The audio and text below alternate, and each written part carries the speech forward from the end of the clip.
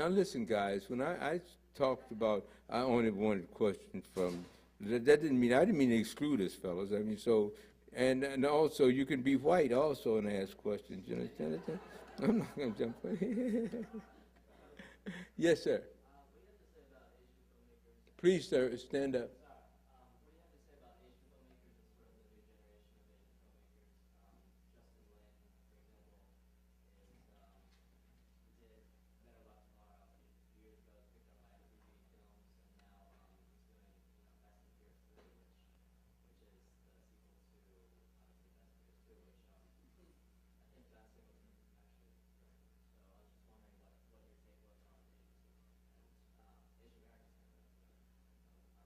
What was some of what I have to say about Asian filmmakers is pretty much what I have to say about filmmakers all over, black, white, or whatever. I remember once I went to Hong Kong to meet Run Me and Run Shaw because I wanted to do films there, and it didn't quite work out because my American financing fell through. But I think the filmmakers of any ilk has the same job in front of him to tell the story the way he wants to tell it. There are difficulties with financing, but which are less now. Who did Seamstress the other day that I saw? I saw one called The Seamstress, and I saw another movie the other day called 2046. Who did 2046? Yeah. I mean, it's a whole different sensibility. I was blown away. Huh? I was blown away. And I think that eventually with the globalization, not of industry so much, but as of technology, there's going to be a great deal of cross-fertilization. I hope that this doesn't lead to a bunch of mud, you know what I mean? But,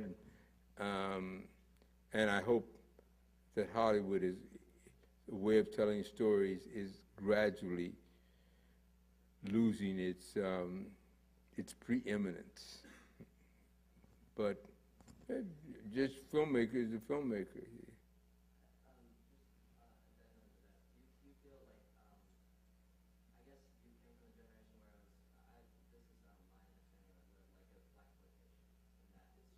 I'm sorry, it came from a generation what? In terms of the blaxploitation in sort of the history books there that you started out with. No, that's not what I started out with at all. I mean, I think, I'm not trying to label anything. Mm-hmm.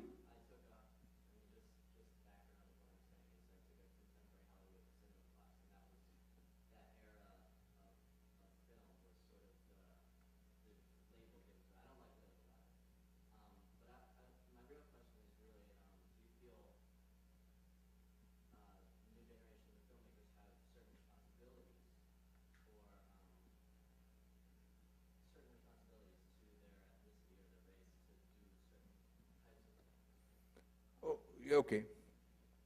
I'm going to answer that question in a slightly convoluted way, but hang with me, okay? I was at a party given for me by the Museum of Modern Art a few years ago, and a black and white tie, very posh affair. And some of my buddies had seen, I did a Hamlet.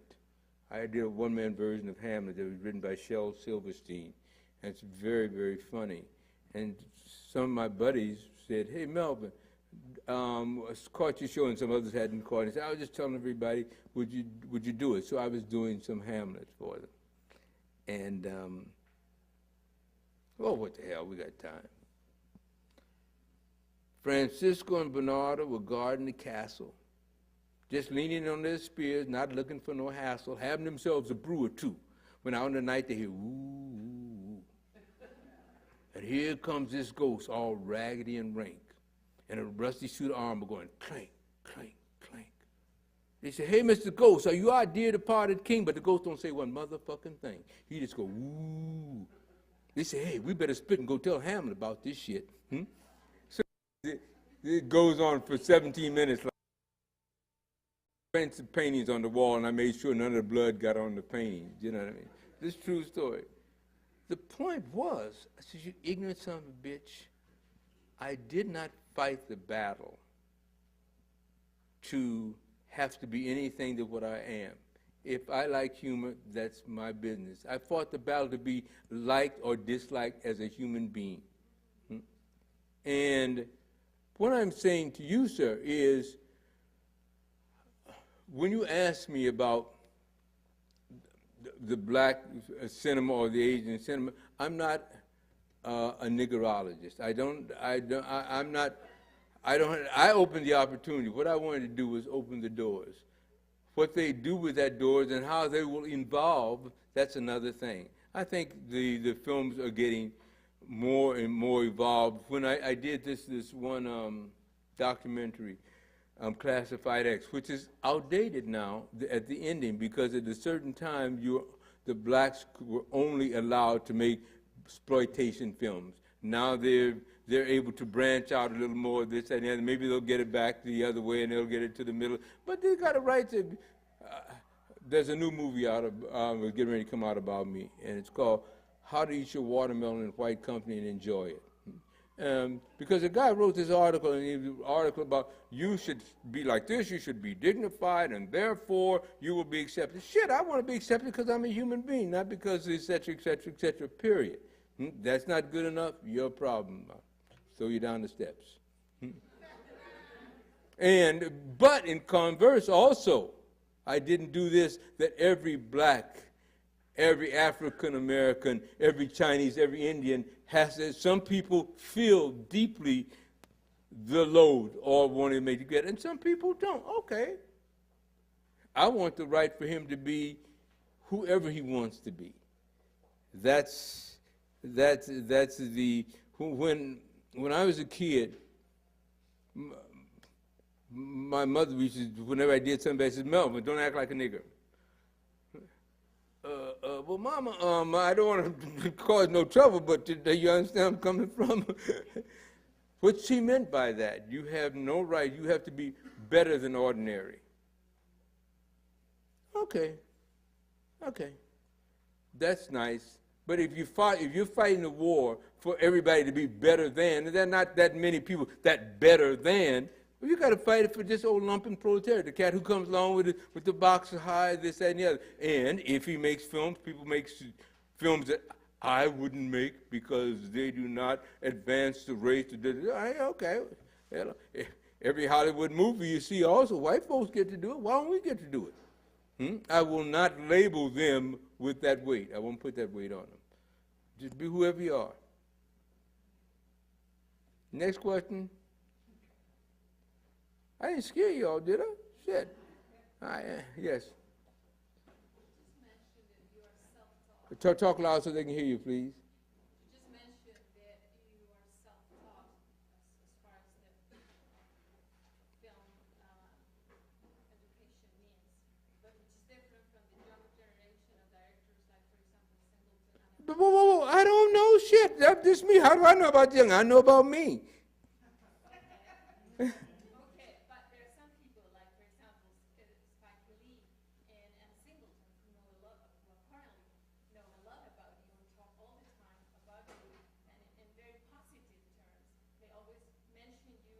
What, honey, they should. What's the question? I know, I agree with that, but then my question is, in view of your long career and your impact on these movie makers, directors, and actors, actresses, But 1 second. First correction. Not my long career. I just look much older for my age. You understand?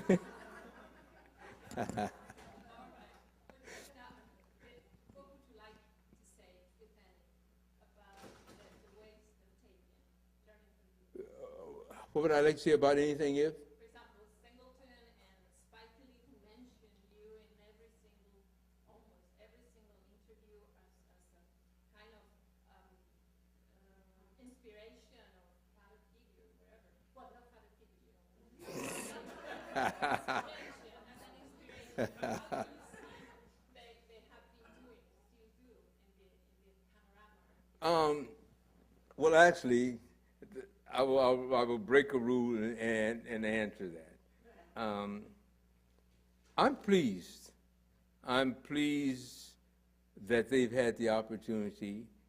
I was just when I was coming over today, I come to the train station. This big guy comes running up. Oh, yo, yo, yo, yo! He just seen me last night. I was on Girlfriends. There's the sitcom, and I walked to the stage, and the stage was run by a black woman. And there are 50% minorities on all positions, 50% women. And their officers, fine, that's what I wanted to do. I'm happy they do it. If they do, that's what I was doing. That's why, for years, I used to be a beggar. I was begging in the streets that's how I lived. But this was a dream that I had. They're fulfilling the dream, and many of them are doing it and bringing other people along, not just men, not just women, and not just minorities, but people of goodwill. That's great. That's great. I'm not really worried with their work, this, that, and the other. I just want to make it possible for the people to operate. I mean, did you see a television show a couple of months ago, The Unstoppables? It was Gordon Parks and Ozzie Davis and myself. We were sitting around talking. It's a very funny story. I was walking down the Champs-Élysées, and I saw the first idol of color in 3D and living that I'd ever seen in my life, and that was Gordon Parks. And I run up to him, I said, Mr. Parks, I'm so-and-so, and I'm here, et cetera, et cetera. And he was very elegant and generous as Gordon. And he said, well, young man, so we'd like to have coffee. So he said, yes. So we walked across the street to a cafe called the Deauville. And we were having coffee, and I had a zillion questions. I was trying to control myself. And he talked about his career, but the one thing he wanted, he said that he hadn't conquered yet. He and Cassavetes had been trying to get him into this. He wanted to direct a feature film. And I said, no problem, brother. I'll get you in. And he was very nice. He sort of looked at me, and he said, and I think about Gordon, who's 92 now, the same way I think about Spike. I got him in. When Ain't Supposed to Die, when Story of a 3-Day Pass won the festival and put the heat on Hollywood, they hired him. That's what I was trying to do, make it possible. Make it possible and not give myself the luxury of having my revolution the way I would do it. I wouldn't make the films the way Spike makes them, nor John, nor my son. They're all different, and they got a right to be different. So but they're doing it, and they're doing it with honor. They're doing it capably. They've learned their clothes. That's all I'm interested in. That's all I'm interested in, and that they're carrying on. But they can carry on the baton, but you got to have the baton. All right. So I did the baton. All right. They should talk about it. It's not for me. I'm pleased when they do, because I'm pleased that they understand the trajectory of history, so that the next person can parry it. Outside of that, I don't give a shit.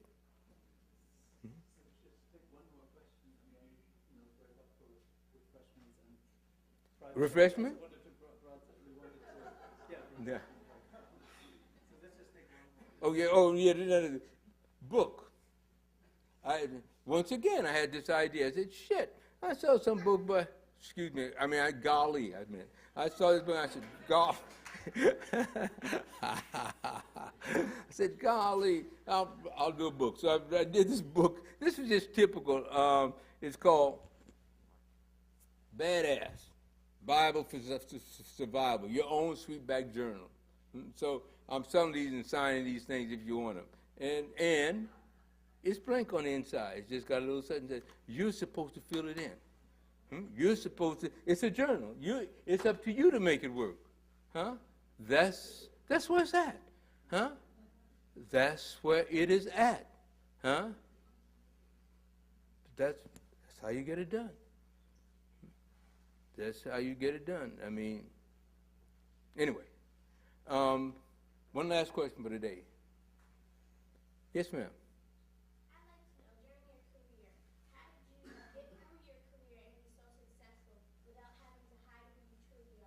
Whoa. Once again, let's go into second gear there. Okay. During your career, how were you able to be as successful as you are without denying who you are and your roots? Because I know for myself, I am not a filmmaker, but I've been acting and I'm a dancer and I am a student.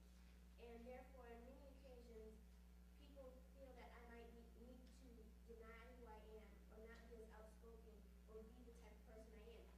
The humor that you just showed us of changing the curse word for something else is something that some people might say is inappropriate for different settings, including maybe here. So how did you Whoa. Okay, maybe I should phrase it this way. How have you been able to be so successful and still keep it real? Okay. I lied. I cheated. No. Whoa. Everybody wants to go to heaven, but nobody wants to die. Everybody wants to win the war with white gloves on. That is the other part. Let's do a cut back. I'm in France. 2 wet cheeks, not a word of French, ain't no bread, nothing, right? Okay. No green card. We don't think about that as American, and so forth and so on. I got no right to work. I started to beg. I stand on the street corner begging. That's how, and I said I was going to do it or die trying. Now, if I'm in a bar, to answer your question, and I'm going to a southern bar, some guy say, hey, nigga this, nigga that, I don't say nothing. Because you know if he called your name, he's got 12 buddies there standing up ready. I go outside, I get myself a milk bottle. When the motherfucker come down and think, I knock the shit out of him. There you go. There's guerrilla warfare. If you're not willing to do the guerrilla warfare, then you might as well forget it. When I wrote, now I tell people, well, Melvin, this movie now that's become a classic and people, Melvin, you should have written about the lynchings in the South. Hello, I need the money to make the film, to do the Hollywood thing and so forth. It all takes time. It takes stealth. It takes fucking intelligence. You don't want to do that, and it takes courage. And do not ever say you're going to make it. I remember I had a wife once who left me because she was a hemorrhoid freak. You know what I mean? She always liked people who frown. You're not an artist. You laugh too much. That's because you laugh. All right. Well, because you don't have to cry. But you just have to have it right here. Every people now talk to you and you meet me from Paris. Oh, yes, I used to know Mr. Van Peebles. That's a damn lie. I lived as a Frenchman because the American expatriates were all handing around there, buddy. But all of them got a job at American Express, et cetera. You have to analyze your situation, analyze the situation, and then do from the situation what is necessary. But you've got to analyze it first. Now, forget what you want. Short term. Figure out how you can get it long term. When I did Watermelon Man, for example, I'm talking to everybody, and the Watermelon Man ended differently. The movie ended differently. In the movie, the guy turned white again. Now, I said, no, I'm not going to have being black just a funny, bad dream. He's going to stay black, and he's going to find a solution. So, well, Mel, we don't know. We don't know. So what are we going to do? I said, I kept complaining. So then we'd have a meeting. Of course, I'd be outnumbered. I said, all right, okay. That's one question. I'm going to just give you a second one of the same situation. When we did Watermelon, I said, I would like some minorities on the crew. This is the first film ever shot in Hollywood by a black director. And said, but you know, the unions, we've got this, and each union had one minority, a woman or a Mexican or a black or something. And if you ever had a liberal director, they'd trot him out, and he'd work for that, so they'd have that one apprentice. I said, no, I want somebody else. And they refused. They said, well, we can't do that. And then, so what I did, I went along and let them spend their money. And we'd spent $250,000 in the set and everything, et cetera, et cetera. And the guy said, Melvin, what are we going to do tomorrow? I said, well, didn't I tell you I'm not going to be here tomorrow? So I said, well, I'm quitting. What do you mean you're quitting? We've got this and this. But don't open your mouth before they ain't spent the money. Hello? Huh? No, it's not the right thing to do. Yes, it's chintry. Yes, that's chicken shit. Damn right. But what is the first thing? The slave has no law that the master that he must feel required to obey. So when they did this, I said to them, so what's the matter, Melvin? Now, I could confront them again and say, well, we must have minorities and get their dander up and this and this and this. Well, I'm going to throw a bone to them. I said, you know, I'm lonesome. I don't see nobody else. Well, Mel, we tried. We don't have qualified people. So, well, I got a list. I'd gone around and gotten a list of every such and so forth. So then they couldn't say shit. But if they hadn't put $250,000, my ass was grass. Do you understand what I'm saying? It's stealth, intelligence. You got to know when to hold, when to fold. And don't count your earnings when you're sitting at the table. It's just common sense. Anyway, go back to the other situation when they said, well, so we decided what we would do. We would shoot the Watermelon Man. We'd shoot 2 endings, and we would decide later which ending to use.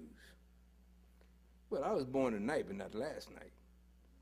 So I said, yeah, that's a good idea. And then to shoot films at that era, you'd have a 45-day shoot, something like that. I was given 23 days to shoot the movie. This is a Hollywood movie. Everybody else was getting to this. But it was a setup. They would give me more money. Like, gee, man, how much extra time? But when people say he went over time, they don't tell you what the original time was. They just say you went over time. Huh? So the 20th day, guy comes down, Mel, we were talking upstairs. You seem to be doing a good job. How many extra days you're going to need? I said, oh, you didn't get the notice? This was I'm finished tomorrow. We're having a rap party. I shot it in 21 days. But I knew they were laying for me. Nobody knew that I had to finish the film. So I juggled the schedule. And I put everything in and out so nobody knew where it was. I kept it all in my head. But me, no one knew the film was going to be finished. And otherwise, if they thought I was getting close, they would have sabotaged my ass. Huh? I mean, you have to stay alert for all things and all time. Anyway, fine. They shot they started editing the film. About 3 months later, I get a phone call. Hey, Mel, this is the editing room. Yes, he said, you know, it's coming along fine. It's great. You get a machine. We're just about to wind up here at the last part of the thing. He says, now, we can't find the other version of the ending. Oh, Lord of mercy. I done forgot to shoot it. That's how we had this one, because it would cost us all that money. Okay, be chicken shit. Do whatever you got to do. Huh? That's all. And when I go to do something, I tell my friends about it, and they don't agree with me. It's very easy. I could tell my friends what I'm doing. No problem.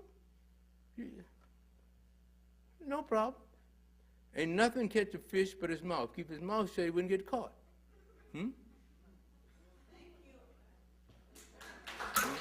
Oh, sorry.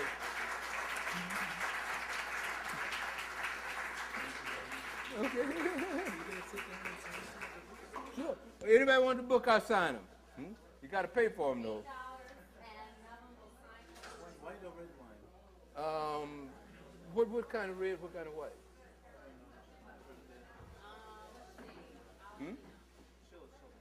Okay. We met in Suva, Fiji.